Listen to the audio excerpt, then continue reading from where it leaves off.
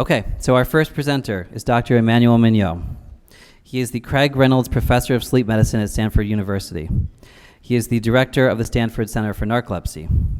Originally from France, Dr. Mignot served as a visiting scholar at the Stanford Sleep Disorders Clinic and Research Center before joining the faculty in the early 1990s. He dedicated a large chunk of his career to understanding the nuances of narcolepsy. He is widely recognized for discovering its cause. His friend, Dr. Lois Kron, has said Dr. Mignot's sharp focus, infectious curiosity, and unwavering persistence have led to monumental research breakthroughs that have transformed our understanding of narcolepsy. All right. Please welcome Dr. Emmanuel Mignot.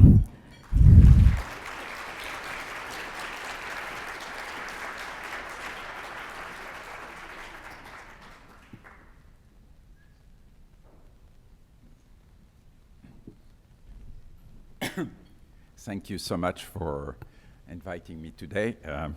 It has been a few years that I've not been to this conference, so I'm very happy to see a few familiar faces, but also some new members.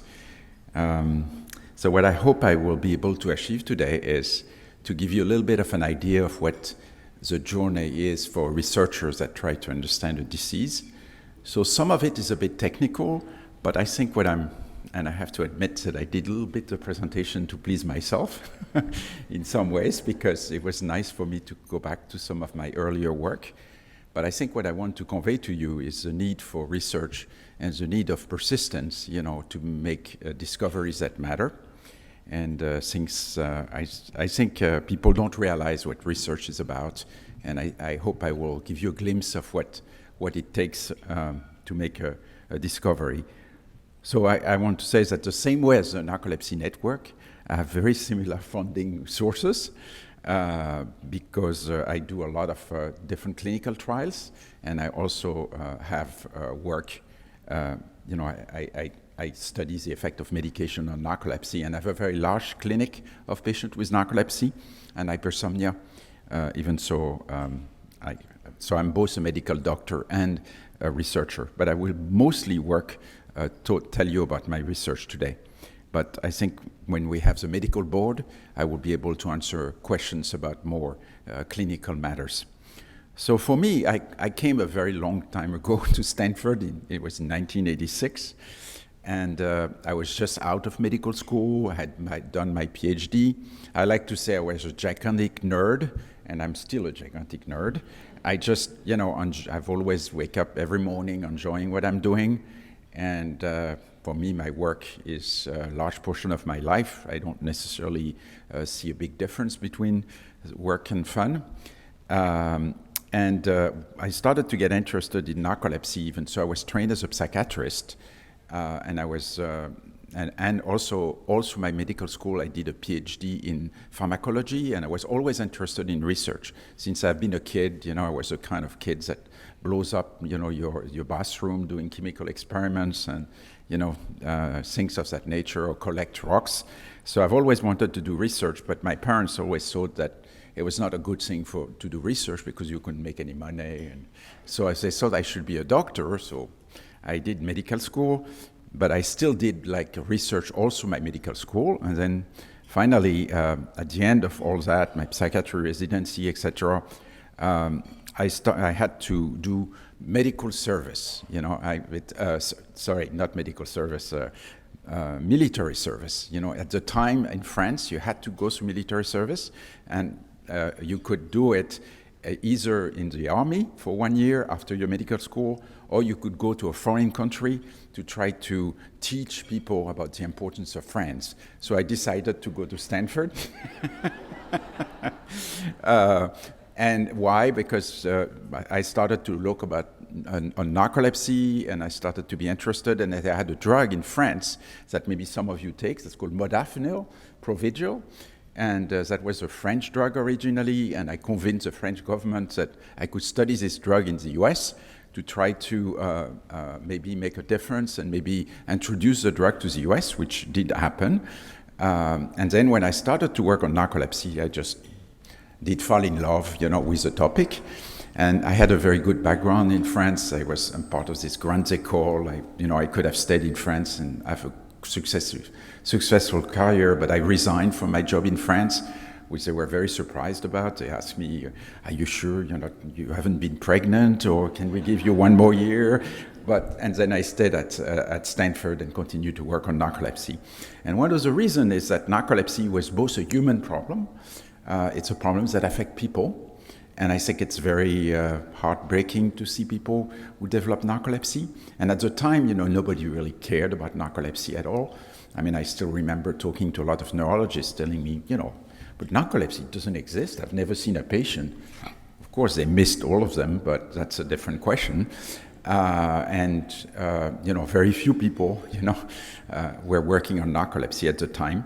So that was one thing that attracted me to the topic, because I thought I could make a difference in a disease where there's not a lot of people working on. And then, of course, a lot of people had discussed the fact that narcolepsy was maybe a way to understand something new about sleep. Because after all, this is really the quintessential, that's what Dr. Dement used to say, sleep disorder. People with narcolepsy really have this brain problem, which manifests by a complete disorganization of sleep, especially REM sleep. And as a consequence, finding the cause of narcolepsy was an incredibly interesting biological problem. Could we learn something new about sleep? And people have always thought that narcolepsy was maybe the key to understanding something new about sleep. And as you will see, I think it came out to be true, that understanding narcolepsy now is leading to a lot of new medication in the area of sleep in general, not only narcolepsy.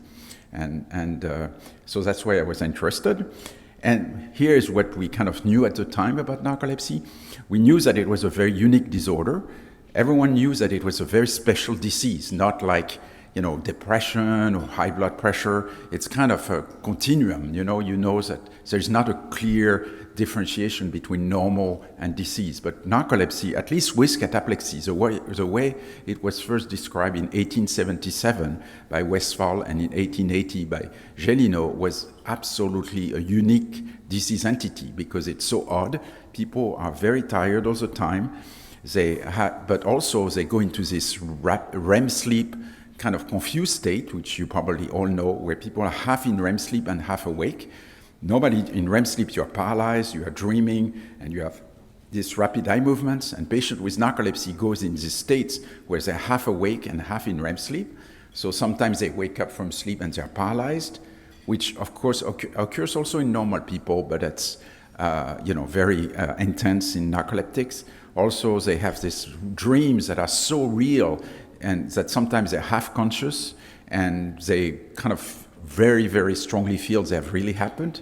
I mean, the number of patients that came to me having Pelosi-like experiences that didn't happen, kind of, waking up in the morning and being certain that someone has broken into their house, and then nobody has broken into their house, but they're really convinced for a while because the dream was so vivid. And so there's all this dreamlike experience. And then finally, they have this very odd symptoms, which is probably the only specific symptoms of narcolepsy, which is due to the cause that I will describe, the lack of orexin hypocretin, which is cataplexy, which is a very stereotype. Usually when patients are happy and usually laughing, most often it's mirth, it's really something funny to them personally, then suddenly they feel weak and they become paralyzed, the same way as everyone is paralyzed during dreaming, during REM sleep. So it was this odd disease that's, half REM sleep, half awake, and that maybe you could learn something completely new about REM sleep. And the only thing that was known at the time is in 1983, there were a researcher in Japan, Dr. Honda, that by chance had found this association with an HLA gene that I will briefly mention. HLA is kind of a gene that's very important for the immune response. So it's involved in infection, it's involved in all kinds of diseases. But the diseases that have very strong association with HLA are often autoimmune. So there was this general idea that maybe narcolepsy was autoimmune, but nobody could find anything at the time. That's pretty much all what was known. And otherwise, at the time, it was treated mostly with stimulant like amphetamines and antidepressants like probably clomipramine. That was really the classic treatment. And sodium oxybate or Xarem or CHB was really not used. And patients were falling asleep in the conference much more than right now when I was giving talks in narcolepsy, because definitely people were not as well treated. So this is an example of cataplexy, because that's really the most important symptom to recognize at least the classic form of narcolepsy. And patients are emotionally excited. Here is a very plethoric Italian patient from Dr. Plazzi, who is a good friend of mine in Italy. And he's kind of making a joke, and then, boom, he's falling down. And you see he's awake.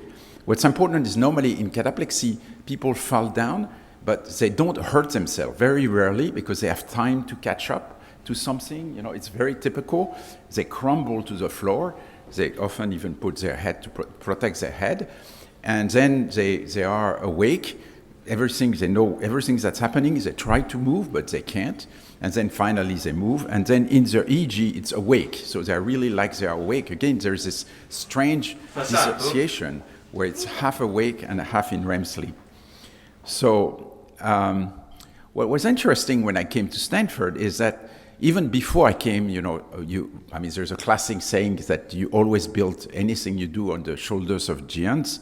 And of course, I built it on the shoulders of Dr. Dement, who passed away, recently. Dr. Dement was a visionary. He was a graduate student when REM sleep was discovered in Chicago.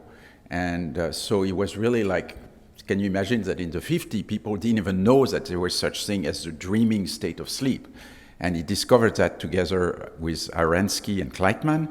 And he immediately kind of figured out that it was very important and made it like a crusade to develop the sleep medicine in the United States. And he was really an important person for the development of the field. And in addition to that, one day he gave a talk at the San Francisco American Medical Association meeting about different sleep disorders, and he explained exactly like I do today what is narcolepsy, being tired all the time, falling asleep, and having these strange attacks of falling down paralyzed when they are laughing. And someone in the audience say, "Oh, I have a dog with this disease. Every time he gets excited, he collapses, and every time he sleeps to sleep all the time."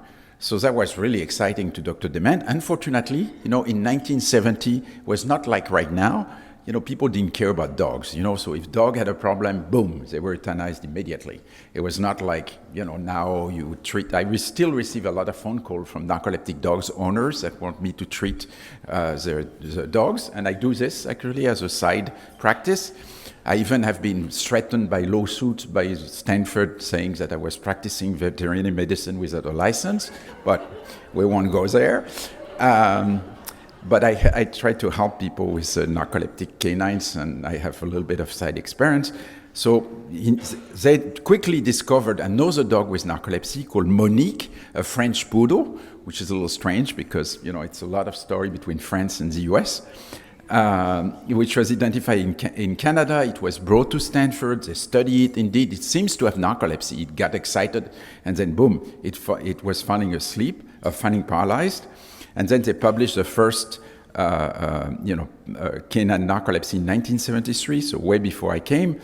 And then finally, initially they tried to breed the dog because there was this idea at the time that narcolepsy was maybe genetic. In fact, it's not that genetic. Most cases of narcolepsy are sporadic. There's only a slight increased risk of patients with narcolepsy to have a family member with narcolepsy. So it's not a very high risk if you have narcolepsy, cataplexy, to have someone else with narcolepsy. But at the time, people didn't really know much about another sleep disorder called sleep apnea. And sleep apnea is very common. People snore and choke and are very tired. And as a consequence, when you look at patients with narcolepsy and you look at their family member, there's always like a great uncle that falls asleep, he's 95 yeyears old, or like with obese and, snoring. So of course, there were a lot of misdiagnosis because narcolepsy is not as common. But there was this idea that maybe it was familial, and he had the foresight to try to breed these dogs together to see if they had narcolepsy, if it could be transmitted, and it didn't work. Exactly like in humans, I had couples with narcolepsy who married, and their children were totally normal because it's not uniquely genetic. It has a very strong environmental component, which I will talk about, that seems to trigger the disease. And but finally, they found a litter of Dobermans that seems to have several members that developed narcolepsy. So they started to breed them, and they had a colony of dogs that they established, and that's really when I came. They had this sporadic form of canine narcolepsy, and then they had also this familial genetic form of narcolepsy in Dobermans and Labradors that they had discussed. So this is an old video, of the dogs with narcolepsy, So they run around and boom, they collapse, and you see a Doberman in the back, and you see they're paralyzed, the eyes are open, but they can't move, And that's very similar to human narcolepsy, except that, of course, it's not the same. We can't make dogs laugh, even at Stanford. And and I try my best jokes, but they usually don't work. But of course, a very good food works. By the way, I live with a dog with narcolepsy. I've adopted some of the dog with narcolepsy. I have myself a dog with narcolepsy. And so what's really interesting is usually novel experiences that are very fun and exciting. That's what produces cataplexy in dogs. So, and one of the ways to test cataplexy is very simple. You give them good food, and then you even put little pieces of food in a line, and then they get excited, and boom, they collapse, and then they get to the next one, and boom, they collapse. And then you can count even the number of cataplectic attacks. And as a pharmacologist, that's what I started to do initially. After I came, I said, okay, we have this dog with narcolepsy. They seem to be, when they're excited, they kind of fall down. They have cataplexy like humans. So let's try to find if we can find better drugs against narcolepsy and cataplexy especially, because that was very obvious with this test. And also try to understand the disease better, because I thought maybe if we find drugs that work on narcolepsy, maybe we'll understand the neurochemicals that are behind the control of the symptoms of narcolepsy and find the cause of narcolepsy. And I did that together with my colleague Seiji Nishino, who is now a famous author in Japan. This was the main person I work, as well as all these different people. Relatively quickly, again, I arrived at Stanford and I started to work with modafinil. I tried to figure out how is modafinil working. So that's, again, an old video that I so I was explaining. You will see I look really young. I was I was explaining what narcolepsy is, and you see they are playing together. That's another trigger, and you see my French accent hasn't changed a bit. Except that probably you can't even understand what I say here. But they are playing together, and boom, they get paralyzed. Exactly like in REM sleep. So at the time I did study modafinil, and that actually I found, I think, what was later I will tell you how modafinil works, but the company didn't like it very much because I found that modafinil was working not very different from old stimulants, and they were claiming it was completely different. So that was my first challenge. I was confronted almost with an ethical problem. I discovered that modafinil was probably not very different from amphetamines and cocaine and all kind of things. And at the time, people didn't like that very much. So it was an ethical challenge for me. So I published it in a kind of a small review in Sleep, and it was great because nobody cared. So I put it out there. This is my opinion. And I was very worried that this could produce problem because also I knew it was a good drug. It didn't have a lot of, even so it was working on dopamine, it was a better drug than the amphetamines. So of course, it's a very difficult dilemma. Do you tell the truth? But at the same time, people had irrational fears about stimulants, so that I was afraid that they will remove the drug. But by the way, at the time, you have to realize that it was very hard as a researcher because a lot of people did not even believe that the dogs had narcolepsy.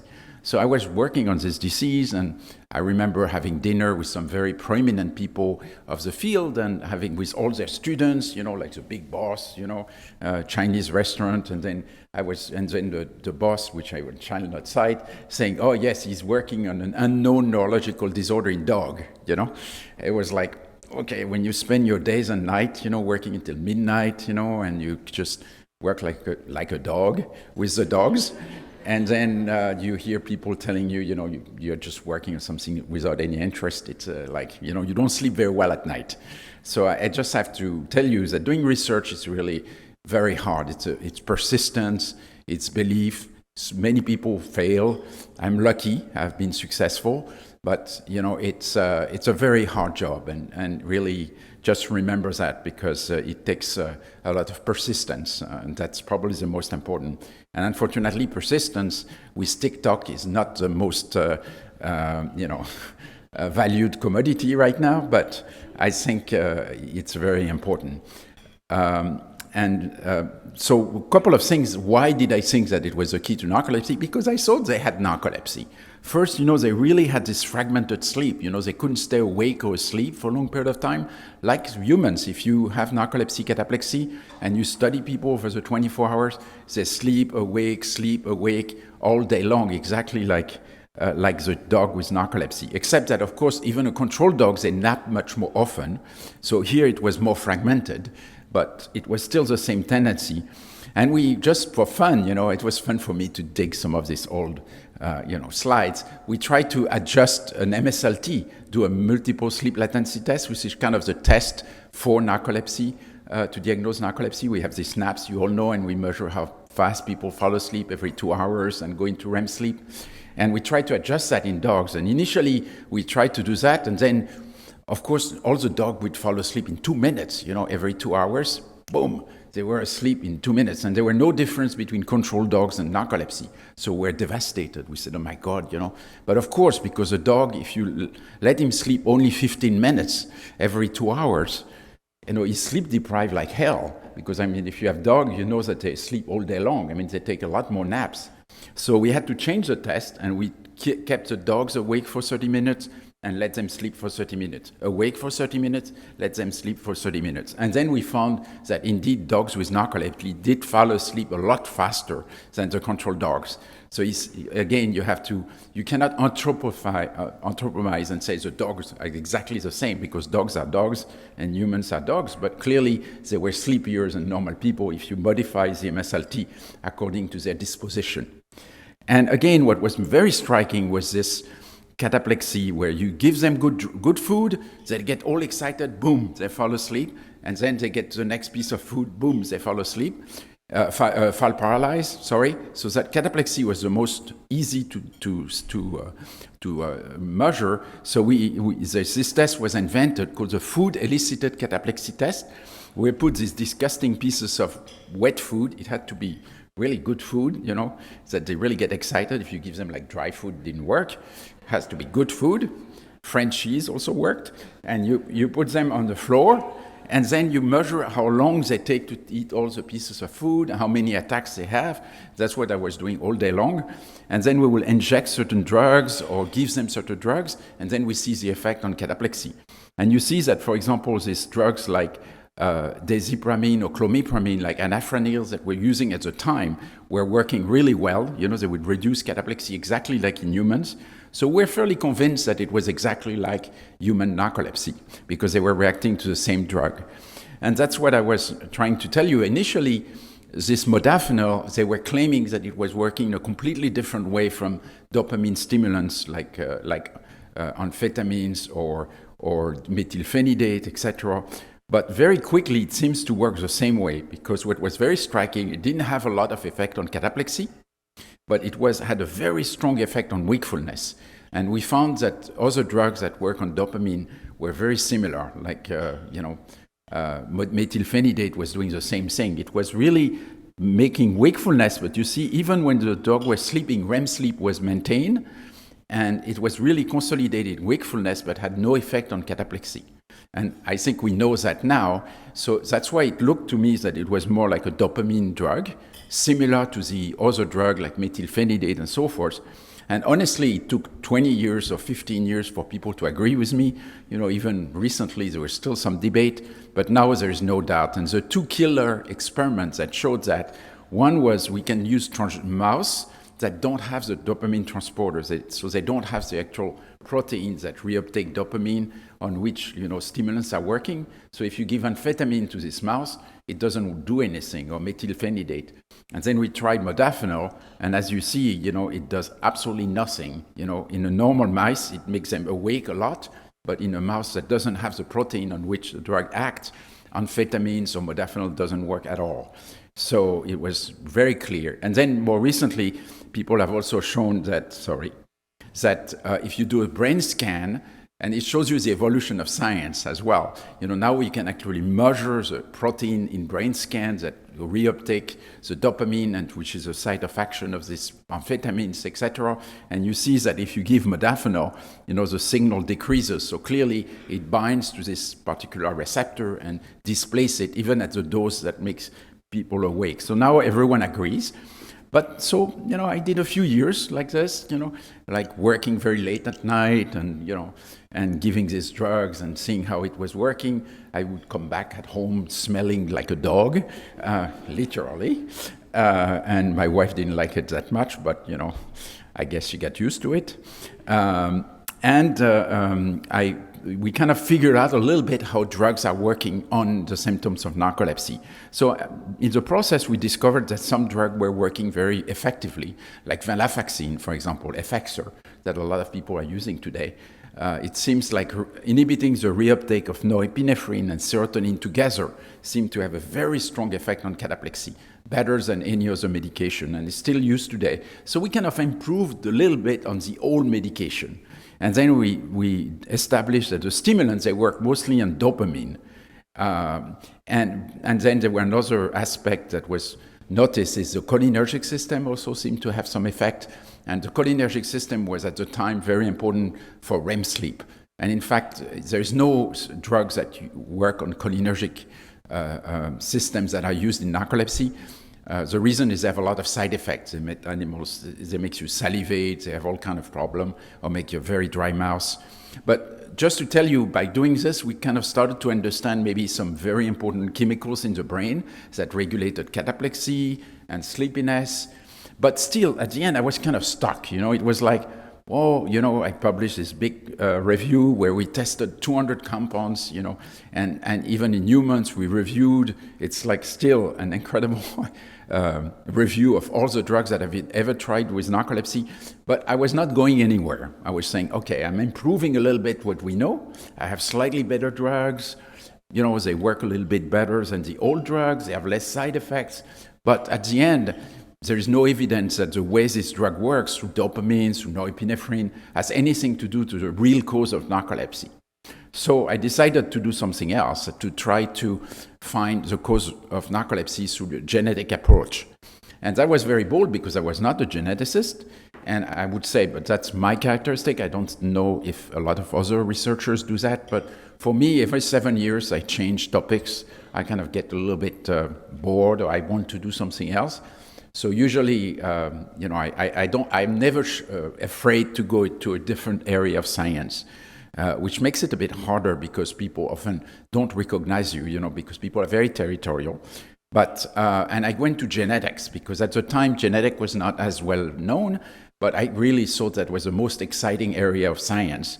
The reason why I thought that genetics was good is first the dogs, you remember, were purely genetic, at least Doberman and Labradors. And the second thing is genetic is always causal.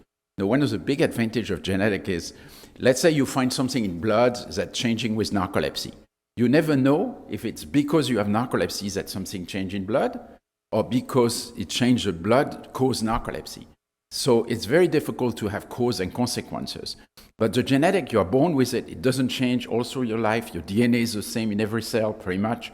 So it has to be the cause. So that's the power of genetics. It's a genetic, it has to be causal.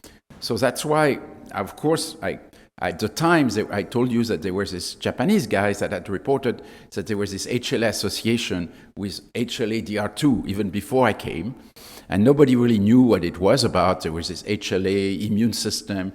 Actually, a lot of people thought that it had nothing to do with the immune system, that maybe it was just a marker for something else that was close to the HLA regions that could be involved in sleep, because it's true that narcolepsy doesn't look like an autoimmune disease. And I did a lot of work, and in particular, I want to mention that I'm very proud of that study, which was published in 1992, where I studied, in fact, partially on the impetus of people in New York, I started to work on African American with narcolepsy. And the reason is that it looked like there were some papers that suggested that this DR2 marker was not as strong in African Americans than in Caucasian. Like in Caucasian, 100% of patients with narcolepsy has this DR2 marker that was reported in 1983. But in African American, only maybe 60%.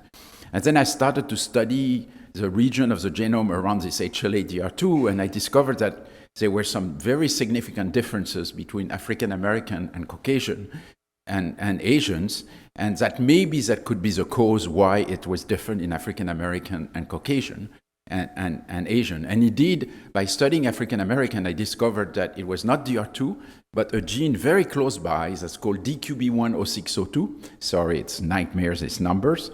That seems to be associated with everyone with narcolepsy cataplexy. So it's quite amazing. 98% of patients with narcolepsy cataplexy have this particular HLA marker. And even in African American, whereas DR2 is much less. However, it's not the cause of narcolepsy, I want to be clear, because about 25% of the general population has the same exact gene variant. So it's more a gene variant that predisposed to narcolepsy, but it doesn't cause narcolepsy. It's just something that's necessary but not sufficient to develop narcolepsy. But still, at the time, it really showed us that it had to do something with the immune system, because then it was really clear that this HLA was involved. It was maybe not the DR2, but it was a gene nearby called DQB10602, but still, it was a gene of the immune system. So we still believe that the narcolepsy was an autoimmune disease or something to do with the immune system, but we couldn't find anything at the time. But there were also indications that narcolepsy was maybe an autoimmune disease, because at the time, HLA was discovered to be important for autoimmune disease, and almost all autoimmune diseases have the same genetic than narcolepsy. So if you have a child with narcolepsy and you look at parents, you have about 1% of the parents have narcolepsy, which is much higher than the general population, which is 0.04%. It's about 30 times higher. So clearly there are genetic factors, but it's not sufficient to develop narcolepsy. I mean, most of you, if you have a child with narcolepsy or if you have narcolepsy, nobody else in your family has it. But about 8% or 5% of the family have another members with narcolepsy. There's definitely an increased risk. And you can calculate, and you can prove that this indicates there are other genes that are involved in addition to HLA. So it's a little bit like this complicated disease like cardiovascular disease or other autoimmune disease, where you have certain genes that are needed, but it's not sufficient. If there is a trigger, you have to have a genetic background, but on top of that, something must happen to trigger the problem. So it's both environment and genetics. And this HLA is one of the key things, but there are also other genes that are important. But that's why I came back to the dogs. Why? Because the dogs, that was different in humans. In the Labradors, it was purely genetic. You bred 2 narcoleptic dogs, they all developed narcolepsy. So there was no environment, it was all a gene. And I knew that somewhere in this 3 billion genetic code, there must have been one change that was sufficient to cause all the symptoms of narcolepsy. So for me, that was driving my research, because it was something clear and it was feasible to find it. And the problem is that it was not feasible at the time. It was a good idea, but the technology was not available to really isolate a dog with a gene in dogs with narcolepsy. Now you would sequence the entire genome. It would be done, in fact, that's the interesting part. It probably wouldn't really be done as easily as you think because of what we found. But in general, this kind of disease would be solved by sequencing the entire genome, whereas at the time, we didn't even know what the genome sequence was in humans. So I was working in a no man's land in the dog genetic, no pun intended. And what was really interesting, so the way you try to find a gene at the time, and this Labrador, this Dobermans with narcolepsy, you see, there was exactly like humans. They play together and boom, they get paralyzed. and then, they come back very quickly if you stimulate that. Exactly like humans, except it's other pleasurable emotions that really trigger narcolepsy, and this was a whole litter that was affected. So when you have a genetic disease like this, what you do is you cross dogs that have narcolepsy. So they have 2 chromosomes that have the abnormal gene, because we all have 2 chromosomes, together with a carrier, then a dog that has a parent with narcolepsy and a parent that's normal. So there's only 1 chromosome with narcolepsy. And because it's what we call autosomal recessive transmission, you need to have both copy of your gene to be defective to have the disease.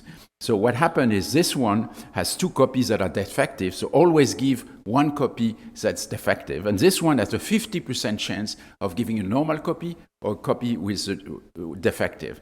And then you get 50% statistically of the little puppies that develop narcolepsy.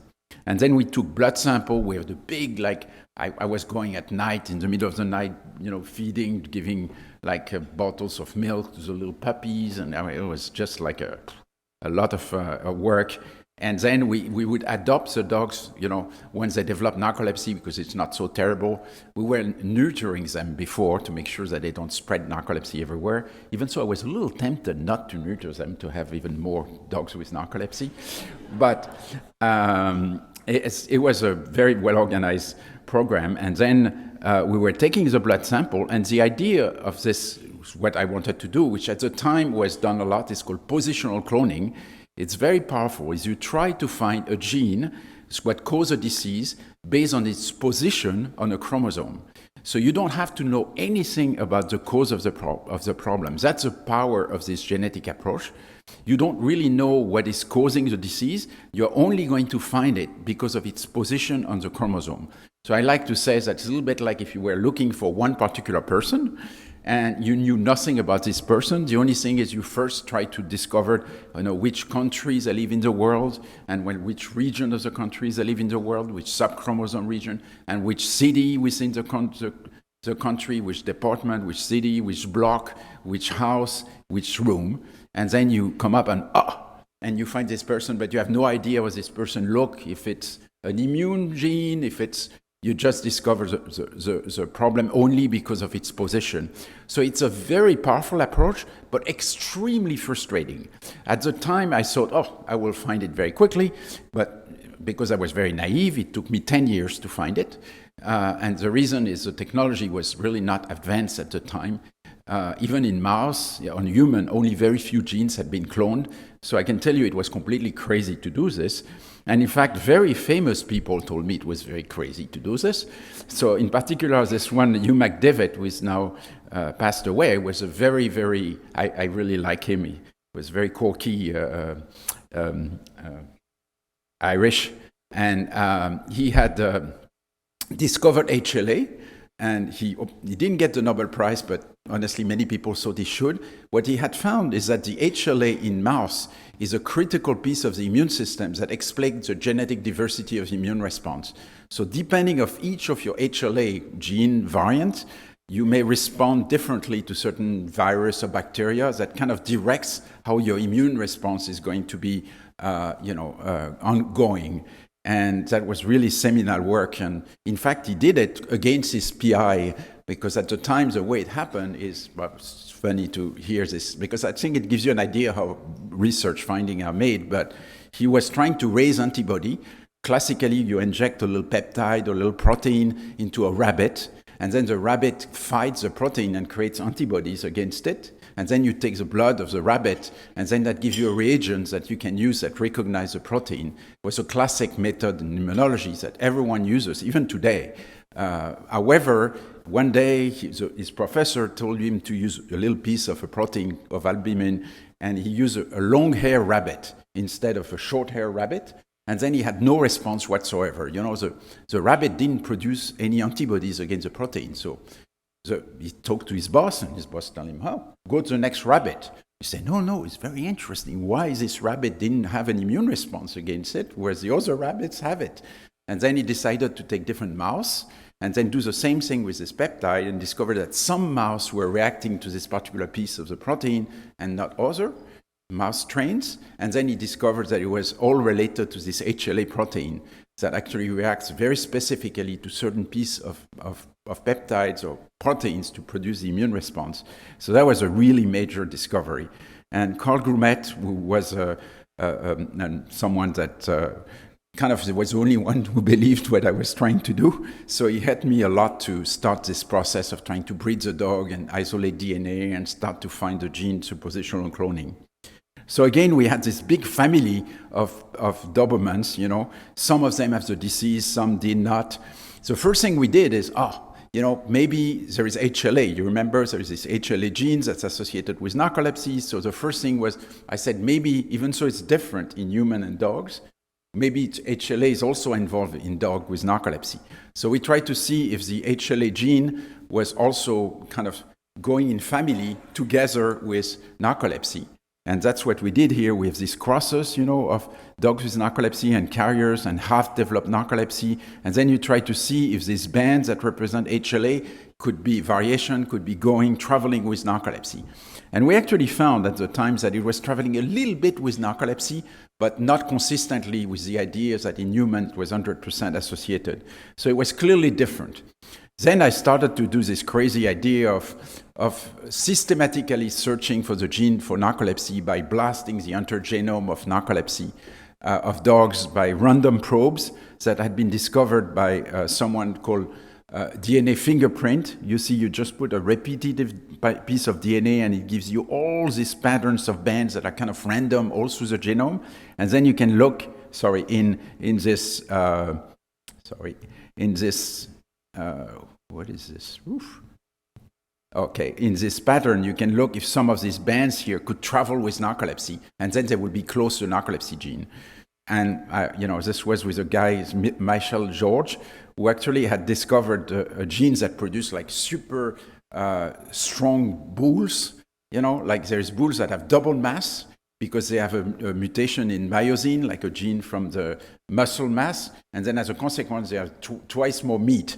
And he used this kind because there were no idea of the map of the bovine genome either. So using this kind of probes that gives this random pattern, he actually found some that were going with a gene of the big muscles, and that gave me the same idea to do that in dogs. And then, of course, otherwise I tried to find the idea of other immune genes, which to try to find that by maybe narcolepsy was due to an immune association with other genes, so I screened a lot of other genes in addition. And I was very lucky, and I have to tell you, in life, it's luck. A lot of people that are successful tell you that it's because they're very smart. Usually that's true, they're very smart, but that's not enough. You have to be lucky, and unfortunately, people who are very smart, they often lose their humbleness because they forget that they were just damn lucky. So that's an example of luck. We almost at the beginning, looking at a specific probe, I could have searched for decades, not for decades, but for years to find something that would travel with narcolepsy exactly the right way. But you see here, we found that there was this particular band here by using one of these probes randomly, pretty much, that traveled with narcolepsy. Every time the dog had narcolepsy, you see, they didn't have that band. And whereas all the ones that were carriers that did not develop narcolepsy, they didn't have that band. So that was like, hoorah! That seems to be something that close to the gene for narcolepsy. But close doesn't mean anything. This was just like, I have found the country. I'm exaggerating. But I didn't realize at the time, that was just already a lot of luck. And actually took a lot of time to isolate this piece of DNA and show that it was actually segregating very clearly with the disease in this cross. And then it took me like a long time, for like from 1989 to 1994, I really grappled in the dark. I just tried to figure out how to go from that linkage marker to finding the gene. But again, I was just in the country. I was trying to figure out where to go, how to find the boundaries of the country. I had no ideas. And because of that, I decided to send one of my students to New York, Buffalo. And that's maybe the other lesson in research is you always should try to work with the best people and always try to send people to learn new techniques, etc. when you start to kind of hit your head against the concrete. And so I sent my student to Buffalo, New York, where they had a new technique that could clone very big pieces of DNA at once. So instead of like going from a genetic marker by very little step, I could suddenly have like the shoes of the giants, I don't know, you have it in the fable, where I could really jump, in much bigger region of the genome at once. And that changed everything. I started to immediately have a big piece of DNA around the genetic marker. I discovered it was on dog chromosome 12. Dogs have 96 chromosomes instead of 23. And what's amazing is that they look the same as human, by the way, so you can actually recognize that the same region of certain chromosomes sometimes are equivalent to humans. I mean, that makes it a bit harder to not believe in some kind of evolution, but actually when you look at the chromosome, the bending patterns, even they look the same as a human chromosome. It's just that they're distributed in different chromosomes. So for example here, the dog chromosome 12 looked very much like human chromosome 6. And actually HLA, or DLA, was on the tip. And then the gene, what we had found that was associated with narcolepsy, was on the same chromosome, but very far away. And then we started to realize that it was on dog chromosome 12, which was the equivalent of a big region of human chromosome 6.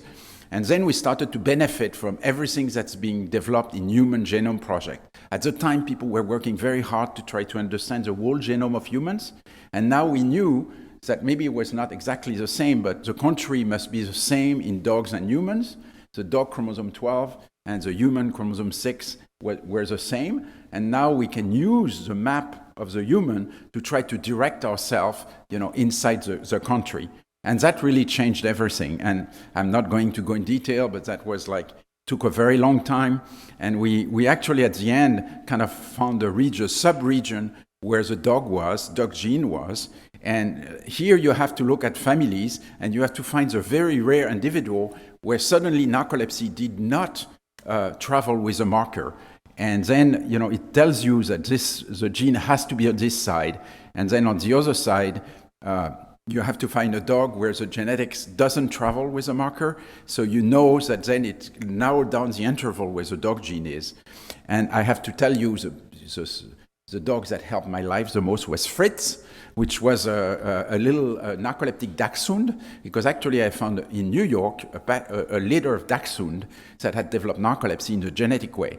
And I thought it was the same gene, but probably in a different breed.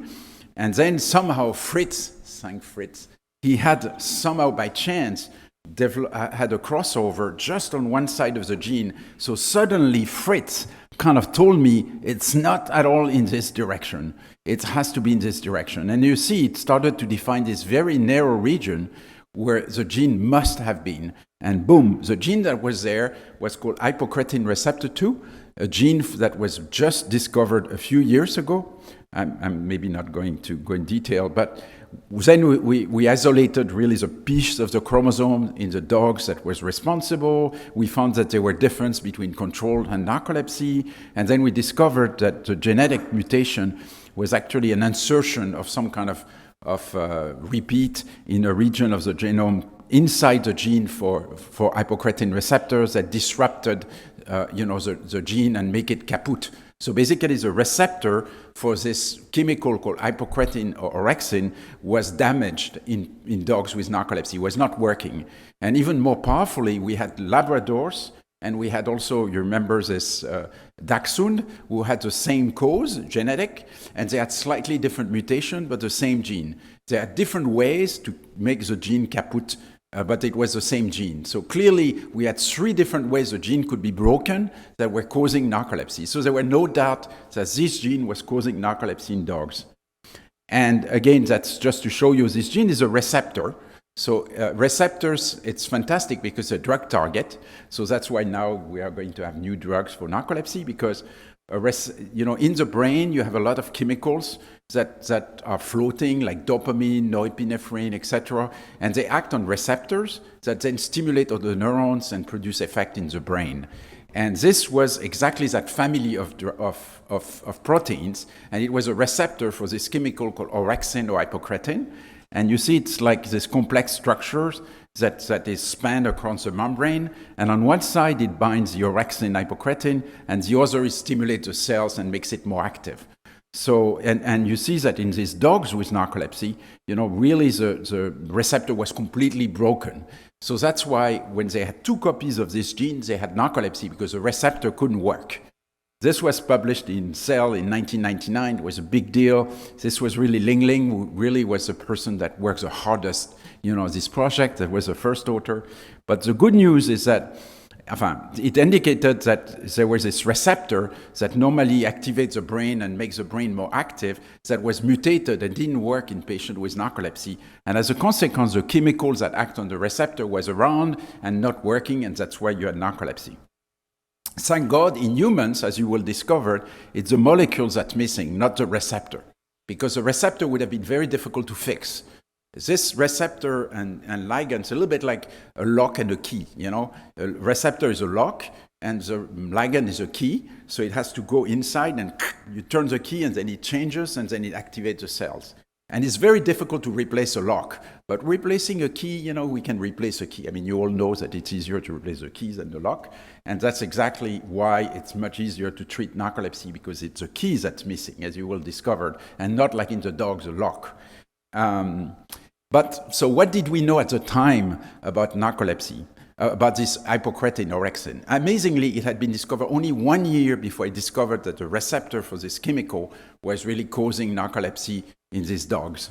And what was really amazing is all the cells that produce this chemical were only in a small region of the brain called the hypothalamus, and nowhere else. And you see it's very visible. If you do it in a mouse and you try to stain the mouse brain to see where this orexin hypocretin is produced, so the key, it's only in the hypothalamus.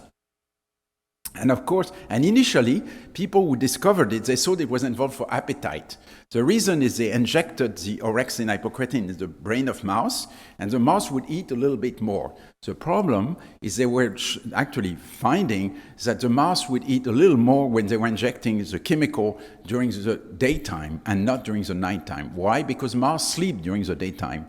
So you give them, because they have a reverse, they're nocturnal. So when you give them during the daytime, you wake them up, and they were bored like hell. So what did they do? They ate more. I mean, I'm sure some of you narcoleptics have the same problem at night sometimes.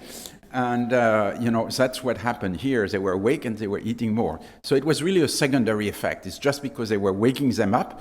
And during the night, rodents are more active. That's why it was not producing as much effect.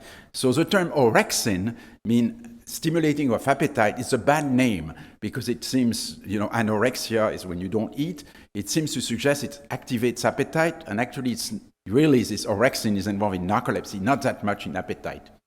It had actually a second name, which is very confusing. Sometimes people find 2 names for the same chemical called hypocretin, which is also an horrible name because cretin means a little, not so smart. In fact, it came from people who didn't have enough iodine in the Alps, then they couldn't really develop their thyroid gland, and they developed, mental retardation. So hypocretin is a small cretin, which is not great either. So both names are really bad, I have to tell you. I tried to propose to call it narcoleptin, but nobody followed me. So we kept it as hypocretin or orexin. But what was very interesting is this receptor, again, the chemical is produced only in the hypothalamus, but it goes everywhere in the brain. And it's amazing because it stimulates all these brain cells everywhere. So it's a little bit like a small number of cells, but then they stimulate a lot of other cells that stimulate the brain. So it's like a master conductor that kind of stimulates the whole brain by stimulating other systems that stimulate the brain. So you can imagine why when it's missing, you have narcolepsy. Either because the molecule doesn't work, or because the peptide, the key doesn't work, because then your brain is not as stimulated and you have narcolepsy. And there are actually 2 receptors, just for your information. And these receptors, very quickly it was discovered that the receptor 2 is the most important for the phenotype of narcolepsy. But it's important to mention that because now the drugs that are being developed for narcolepsy, they only stimulate the receptor 2, so one of the two receptors. So they don't completely replace the chemical. They replace only one part of the chemical reaction, the receptor 2, but it seems that the receptor 2 is the most important. And just at the same time, my colleague Masashi Yanagisawa discovers that mouse, if you remove the orexin itself, not the receptor, but the key from the genome, they also develop narcolepsy. Like, for example, this mouse was running around on a wheel, so having a good time, and then boom, after that, she collapsed, because, like cataplexy. And he found that they had also sleep fragmentation, so suddenly it became clear that narcolepsy in dogs, mouse, can be produced by either removing the key or the receptor. And now we know that the receptor 2 is the most important, because if you remove it, you can produce narcolepsy, and the receptor 1, not that much. So like in this particular here, it looks like it's this receptor, this pathway, orexin to receptor 2, that's the most important. And again, it's important because now there is drugs that stimulate only the receptor 2. And quickly it was found that if you inject the orexin in the brain of mouse, it makes animals more awake. You see, they are more awake here than if you inject saline. So clearly, it's a little bit like an amphetamine of the brain. The problem is you had to inject it in the brain because this orexin couldn't cross the blood-brain barrier. It was too big. So you couldn't really replace it. It was just, we knew it would work, but we didn't have a way to make it go into the brain. And we also learned a lot about what it does in normal people. And by the way, it seems that it's very important to stay awake in the evening. You see, all of us, we feel more awake in the evening. There is a circadian rise in temperature, and that's why you experience jet lag, and that's why many narcoleptic patients don't experience jet lag as much, because the orexin is very important to be awake in the evening. And also, it's very important when you start to sleep deprive yourself, when you try to stay awake more than 2 hours, you start to stimulate your orexin, hypocretin, to stay awake longer, to fight the sleep deprivation. And that's impossible. That's why narcoleptic patients, they wake up, they're rested, they're okay, and after a couple of hours, normally the orexin system should kind of help them to stay awake, but then it's not there, and that's why they feel that they have to take a nap. So it fits very well, and the implication of all this is that this hypocretin orexin was really an important thing that promote wakefulness, and that the receptor 2 was the most important for this, and that it clearly now we know that it's the receptor 2 that's more important, and that this hypocretin was important both for circadian regulation of wakefulness and also for fighting sleep debt. So what about human narcolepsy? So that's the second part where I was lucky. I mean, luck, as I want to point out, is really critical. One of the first things I did when we found this is, okay, let's look if there are mutations in the receptor genes in humans. But I knew it was not likely we'll find much because, as I told you, it was not like the dogs. We have never found any humans that have a mutation in the receptor like the dogs. We haven't found a human dog mutation. I'm sure it exists somewhere. One day they will be fine. Maybe they have milder form of narcolepsy, and that's why they don't manifest. We don't know. But we have never found a mutation like in the dog of both chromosomes that produce narcolepsy. What we found is that almost all patients with narcolepsy, they don't have the orexin or the hypocretin itself. And the first way we demonstrated, since it's produced only in the brain, we had people do a lumbar puncture, and it was a collaboration with people in the Netherlands. And then we set up an assay to measure the orexin itself, the key in the CSF, and we found that in normal people it was easy to measure because it's being released all the time to stay awake. And look what happened in patients with narcolepsy, it was gone. So that was the second eureka, for 2 days you don't sleep kind of things. And that was like amazing. And I remember going to my chairman and telling him about this. I said, it's just unbelievable. And my chairman was saying, are you sure it's true? Because it's true that generally when you find something, it's an artifact. But here it was really lucky. It was actually true. And of course, we quickly also look at the brain of patients with narcolepsy. And we found that am I going too slow? I think I may have gone too long, no? I don't remember how long I started now. Are you bored? Okay. I will try to go a little faster anyway. So but I think it gives you the idea of the struggle of a researcher. That's what I wanted to really try to illustrate. That it's just something that's very hard to do, and you go through very difficult periods, and then suddenly there is a good discovery, but you really need a lot of persistence.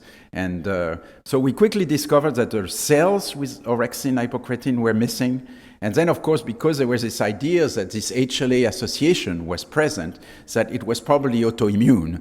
So the first thing you do when you have an autoimmune disease, you try to look for autoantibodies. Like a lot of autoimmune disease, like the classic narcolepsy is a little bit like type 1 diabetes.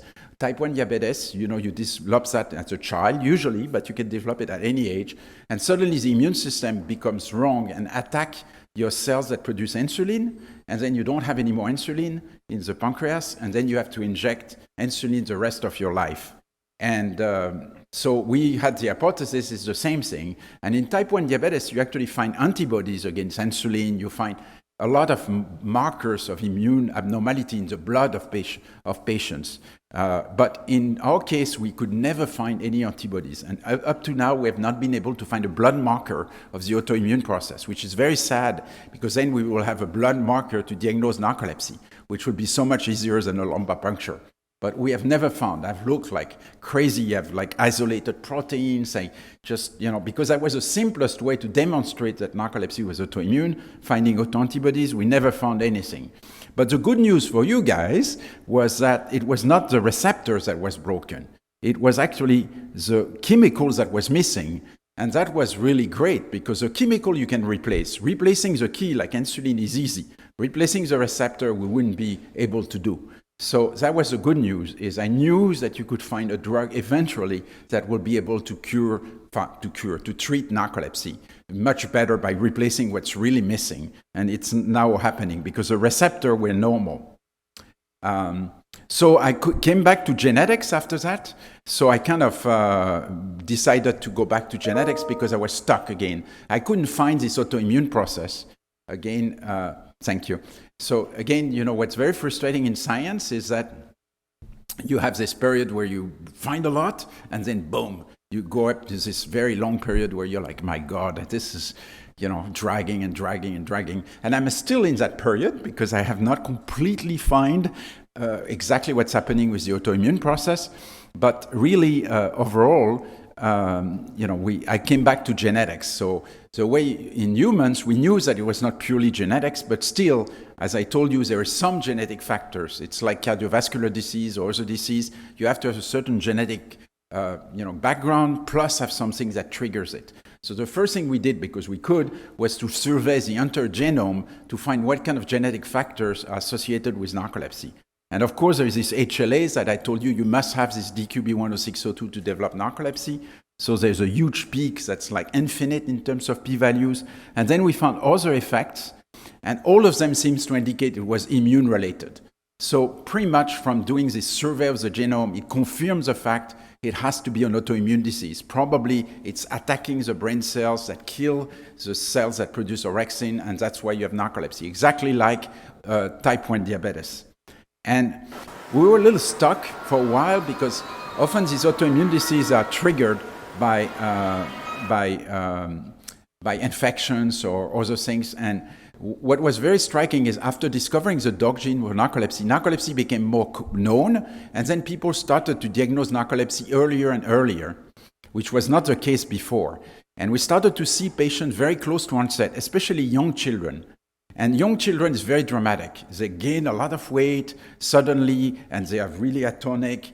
And what's really amazing is often you can even tell exactly the date they start narcolepsy. The parents can tell you, my God, in the spring they started narcolepsy, and before they were totally normal. Whereas in adults, they don't remember. They say, I have had narcolepsy all my life, or I don't really remember when it started. And so that was very difficult. But when we started to see children, we kind of started to realize that narcolepsy can start very abruptly. And we found a lot of people who had strep throat before. So we started to suspect that maybe there was something to do with infection in the summer, in the winter, that would trigger narcolepsy. And I started a collaboration in China, and indeed, in China, the good thing is they have a lot of numbers, and they saw a lot of children with narcolepsy. And in children with narcolepsy, we found that narcolepsy was almost always starting in the spring and summer, you see? And that gave us an idea, oh my God, indeed, you have an upper airway infection, a strep throat, and then you develop narcolepsy. The immune response against a flu or a strep throat then produced maybe an indirect reaction that's abnormal in some people and develop narcolepsy. And look what happened in 2009. There was this amazing new flu that happened, the swine flu, and there were a big peak of new onset narcolepsy in several countries. And then even better, there were even some cases that were triggered by a vaccine against the flu. Again, I'm totally pro-vaccine. Please get vaccinated against coronavirus, etc. But it's like everything, things can have side effects. It was rare. It's only 1% for 16,000, but it's still much more than the general population, about 10 times more increased risk. So clearly the flu was one of the triggers that seems to produce this abnormal immune response that sometimes goes wrong and attacks the hypocretin neurons. So that's really what we really kind of find out. And now we have some evidence that this is the case, that indeed there is an immune response against orexin, hypocretin itself, and also against certain pieces of the flu, but we still don't really understand how it goes from the flu to the orexin. Why it's the flu first and then it escalates to being orexin. And that's one of the things we are studying. So I'm going to pass this. So the good news is, of course, that now we know that the cause of narcolepsy is this autoimmune process where the orexin cells are destroyed, and you see that was a long journey. And of course, what does it matter? First, you could try to prevent narcolepsy. Maybe one day we'll be able to vaccinate differently against the flu so that actually people who are at risk of narcolepsy, especially children of patients with narcolepsy, because 1% is not totally negligible, could be vaccinated to avoid developing narcolepsy. Maybe we'll find the blood markers in the cells of patients, of patients that already have this abnormality before they develop it, and we can stop it. So that's a long-term research that's very interesting.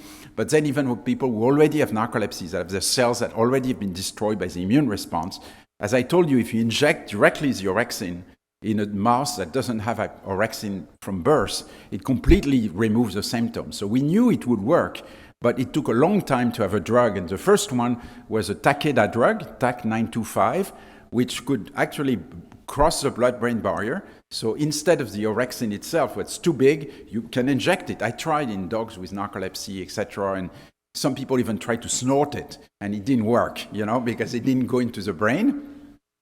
So, but if you knew that if you injected, but this drug actually was acting on the receptor, but was small enough to go into the brain. And you see that it was, in mouse, it was completely reducing the cataplexy, making the animals more awake, everything was working. You would treat it. It seems to be a miracle drug in mouse. And then they used it in humans, and that's where the results were really amazing, because some of you may have gone through this test where it's a multiple maintenance of wakefulness test, where you have to try to stay awake for 40 minutes. It's like a nightmare for narcoleptic patients. I mean, they fall asleep in 2 minutes, doing nothing.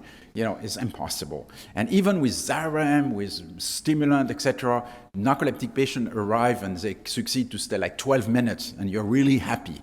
But the normal is 40 minutes. And here with this drug that replaces the orexin, everyone could stay awake for 40 minutes, the entire test. So it's really, I can tell you that qualitatively this was a huge difference. It's a lot of patients that try these drugs, they really, at the end, they would prefer that to Xarelto or any other drugs, because it really makes them not only awake, but awake in a way that's really normal. Unfortunately, Takeda had a drug that they used, that you could use orally, and that was working as well, because the first drug had to be used IV, but it stopped because they had a liver side effect. But it's not a big deal because they have new drugs now, and there's many other drug companies that have been able to do this. And there is a lot of drugs now that are stimulating the orexin, so I wouldn't worry because it will happen in the next 3 or 5 years. And even they have a new drug, Takeda.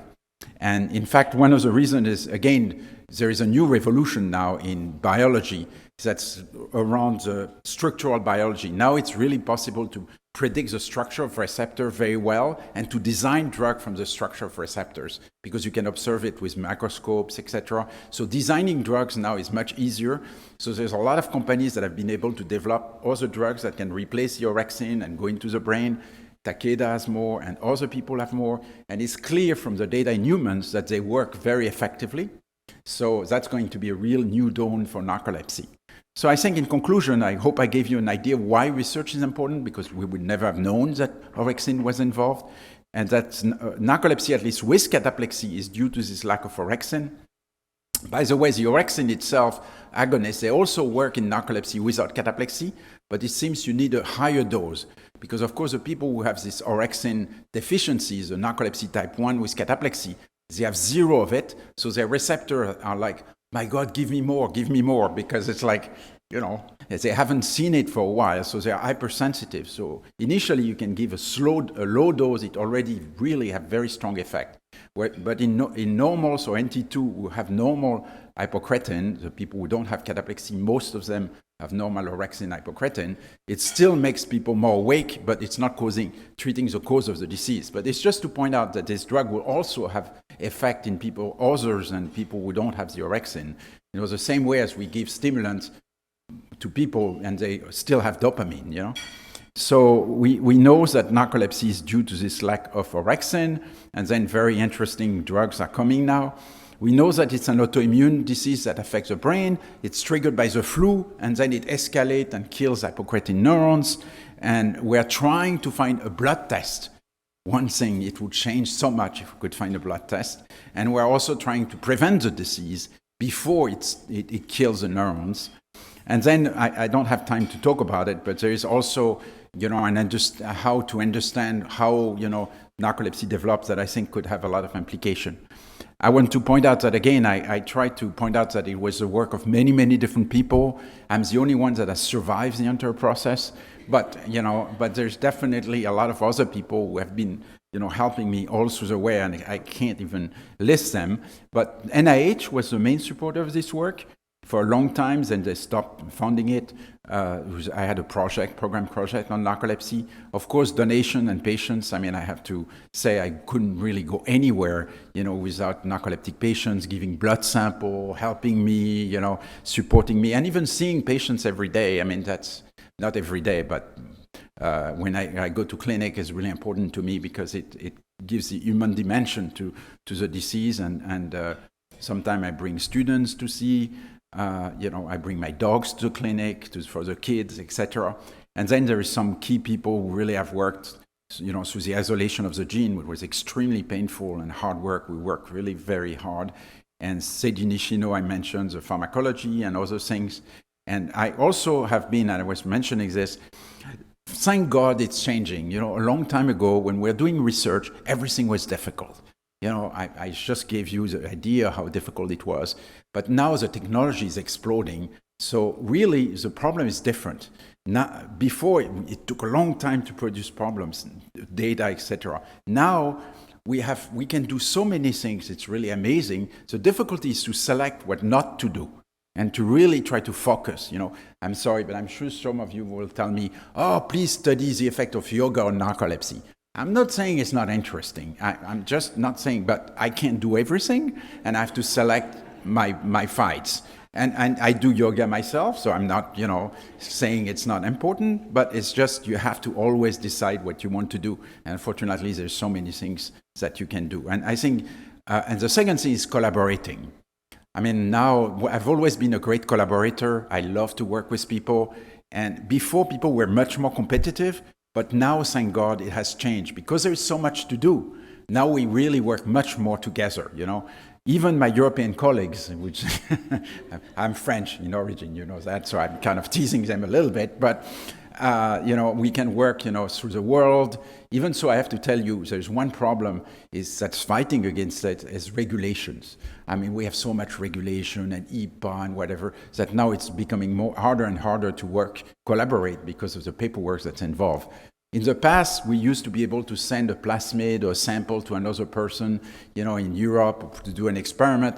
Now you have to write a material transfer agreement that 5 lawyers have to sign, and nobody cares. They all think we're going to make billions out of one blood sample, and it's, and unfortunately, that's an unintended consequence of good. I think we all want to keep confidentiality and so forth, but unfortunately, it kind of escalate to create like a huge barrier in research. Well, I just wanted to mention that because I feel a bit strongly about it. But of course, there are arguments in favor of both. But I think we suffer a lot from the excess regulation. But at the same time, there's increased collaboration. It's really a lot more fun. And what we need is to find young people who are bright. And I think science in general has an incredible future, including in narcolepsy. Thank you so much.